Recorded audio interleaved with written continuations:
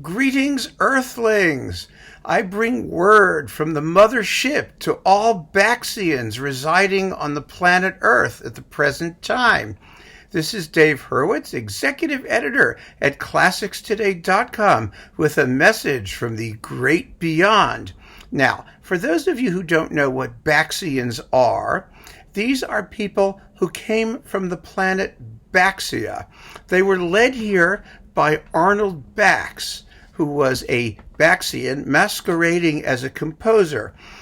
Bax arrived on this planet in 1883, and he departed to return to Baxia in 1853.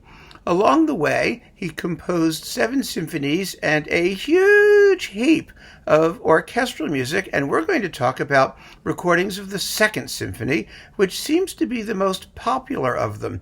Baxians delight, and of course, in everything he did, because it reminds them of the beautiful purple skies and orange vegetation of their home planet. But for the rest of us, it can be an acquired taste for a lot of reasons.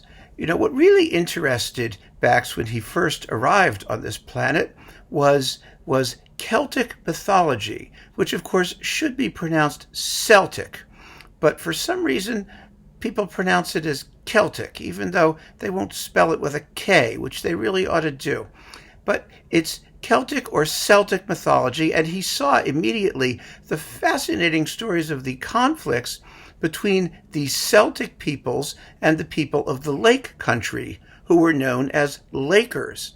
And this epic feud between the Celtics and the Lakers had been going on for decades and decades, and that became the source of a lot of his musical inspiration. So Bax began to write sort of mythological pieces. And when he came to do symphonies, they sounded exactly the same. There really wasn't much difference. Most of his symphonies are in 3 movements. All of them except numbers 1 and 5 end quietly, which may partly explain for their lack of popularity in concert. They generally have 3 movements, the last of which begins quickly and then ends with a quiet, mysterious, kind of pensive epilogue. That was his symphonic shape. But he was quite characteristic because, you know, as a non-native earth dweller, he had a unique take on our musical tradition and what he was going to do with it. One of the most marvelous things about the Second Symphony, and the thing that really attracted me to it initially, is that it contains the national anthem of the planet Baxia, which is really a very marvelous tune. It's quite mysterious. I'm going to play it for you. It's a wonderful moment. He obviously loved his home planet very, very much. Here it is.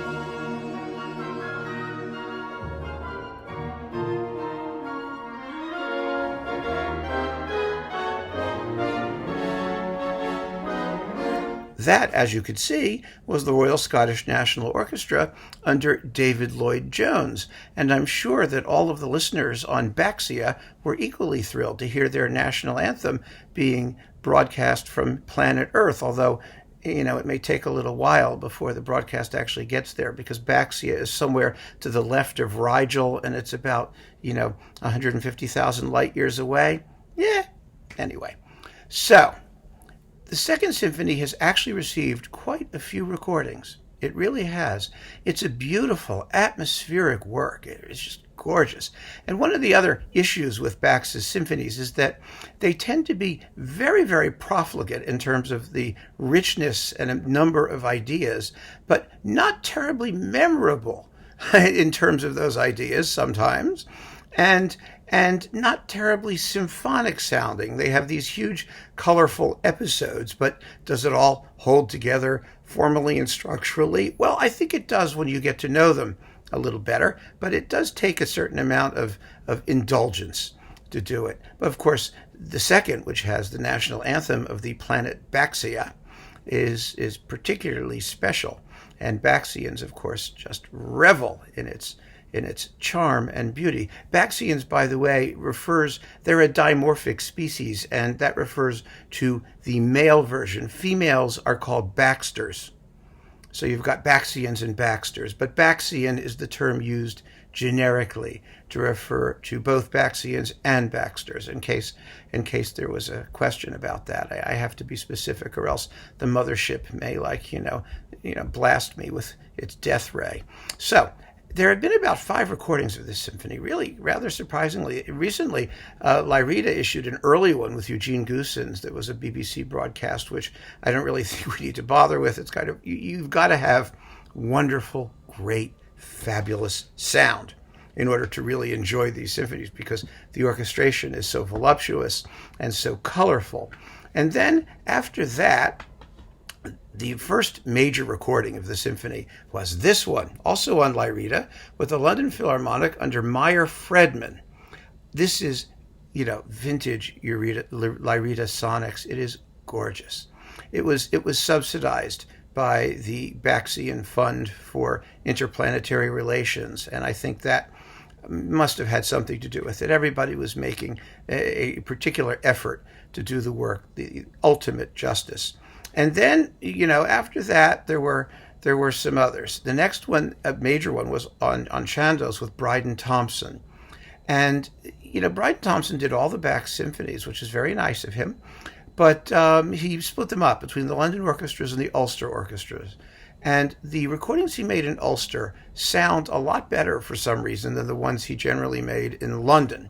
And the second was one of the early London ones, and the recording is rather diffuse.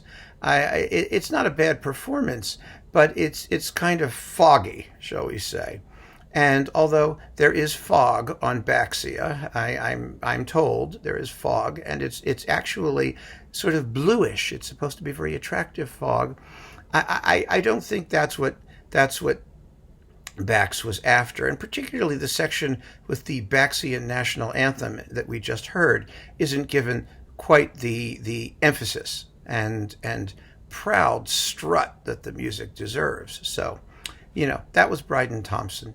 Then Naxos got into the game with this one, an example of which we heard. This really is the best version after the original here with Meyer Fredman.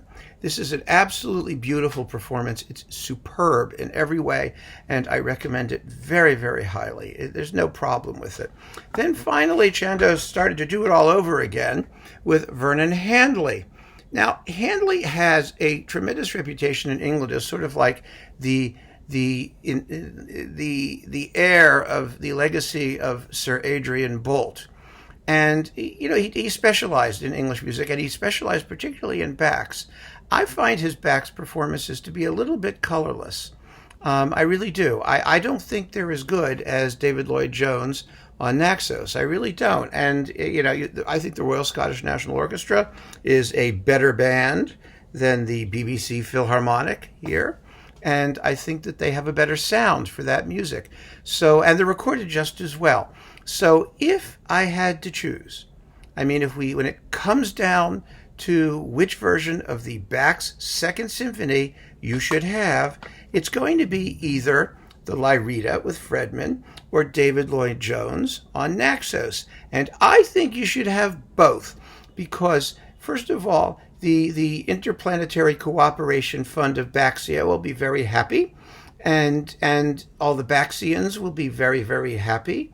And that would be my choice because it's a beautiful, beautiful work. It deserves to be heard in more than one interpretation. And I think that the fact that we now have a certain amount of choice is really a very, very, very good thing. And so now to all you Baxians out there, the mothership leaves next Tuesday at 5. So all of you who want to return to Baxia, this is your time to get in touch and make sure to reserve your spot. Thank you. Keep on listening, folks. Take care.